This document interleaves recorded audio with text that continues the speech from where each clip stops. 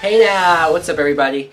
I am Mike Brown, aka ReviewKingMB, and I felt like doing a spoiler talk or review or discussion, whatever you like to call it, about Jurassic World because, like I said in my review, this was a movie that I was very much looking forward to. And it's hard in a regular review when you want to stay away from spoilers to get everything out, to be as comprehensive and cohesive as possible, to fully get your opinions out. So now, spoiler talk, all of that's off the table. We can just get right into it. This is for the people who saw the movie.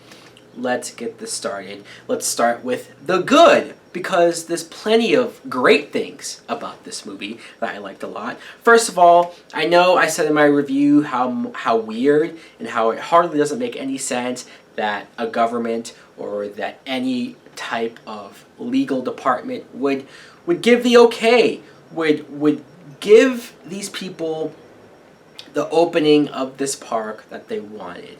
I know in the movie, it wasn't the grand opening just yet. These were like a test run of some 20,000 people in the park. And that's just, it's like, wow. Even just after that first movie, because it sounds like they were retconning the second and third film. I don't blame them. But even after that first movie, how does that happen? Fine. But even with all of that, I do kind of like the idea behind what if the park did open, because that's what the whole movie was about. It was this whole sort of build-up, or this whole idea that John Hammond wanted to have this as an amusement park of sorts, to have these families come in and enjoy themselves. So this movie gives us his vision for the very first time. So just for that aspect alone, I liked. And sure, they could have just rebooted it, and that would have made more sense, I guess, for this park to be open. But the references to John Hammond, the references to the original movie, did make me feel better. Chris Pratt and his relationship with the Raptors, I loved, I enjoyed. I like how at the very beginning he's trying to, or you see him working with them, and he even says to Vincent D'Onofrio that, you know, this isn't easy, that this is almost the very first time they flat out listen to me and everything's gone well. Usually it's hard.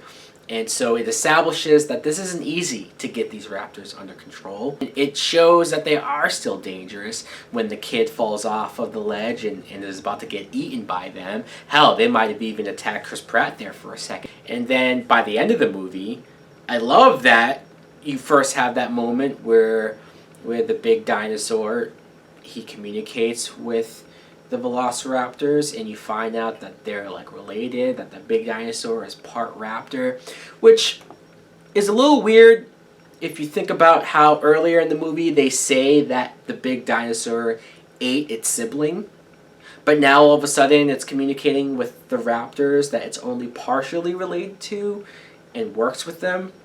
That wasn't really consistent, but still, the raptors turning on the big dinosaur. Because you had to give the raptors that one badass scene of them in the woods, killing people left and right. It was awesome. But then you work back around the idea that they do trust Chris Pratt. They do like him. They respect him. It's a mutual respect. And they turn on the big dinosaur and go after him. I love that.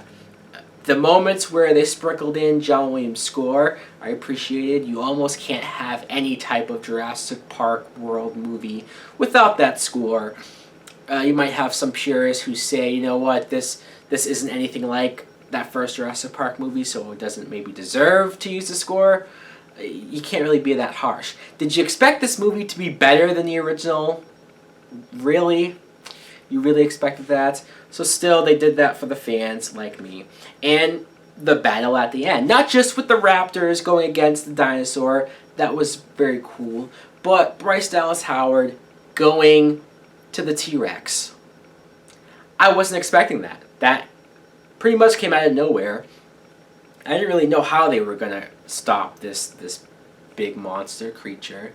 And then the T-Rex comes out. And I thought to myself, this might go as bad as Jurassic Park 3, where the new dinosaur has that fight with the T-Rex and kills it dead. And they did that wanting to establish how much of a badass the new dinosaur is. But me, and I think everybody else watching that, was just more upset and disappointed to see the T-Rex get killed. Here, the T-Rex isn't like kicking this dinosaur's ass. It shouldn't. This new dinosaur is bigger, stronger, faster, smarter, all of that. But still, it held its own, and it stood tall even after that big, huge water dinosaur came in and eventually kills the thing.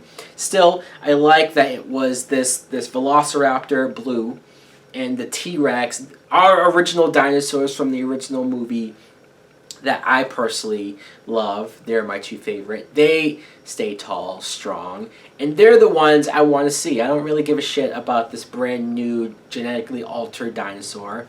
It does nothing for me. But that brings me to, I guess, the bad of the movie. And again, I'm not shitting on this movie. I liked it. I enjoyed it. I love the battle at the end. But there are things about the story that I didn't love. Vincent D'Onofrio, his character, I didn't care for. I love him as an actor, but it's just, it's a tired plot that we see in literally every single Jurassic Park movie. We have to have Vincent D'Onofrio working with B.D. Wong, who was the actor from the original movie, the Asian guy who was one of the scientists that created these things. So I love that they did bring him back. That was cool, and it gave him a fairly important part of this movie. He's still alive, by the way, unlike D'Onofrio.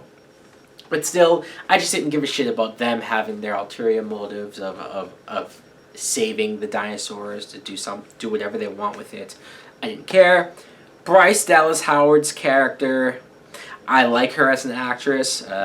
She's pretty, of course. I found it amusing how the one scene where she's with Chris Pratt and he's saying, I don't know how long you're gonna stay alive, and she rolls up her sleeves and shows her tank top, and she's like supposedly ready to go. It's like, yeah, right.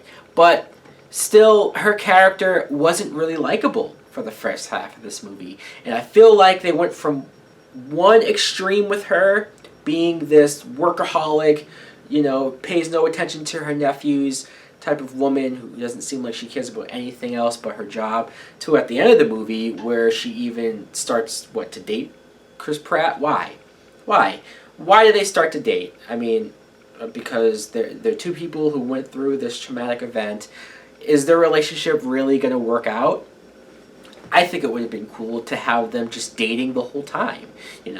Maybe they don't have the most perfect relationship. Maybe she is still all about her work, but still, she can still care about this guy.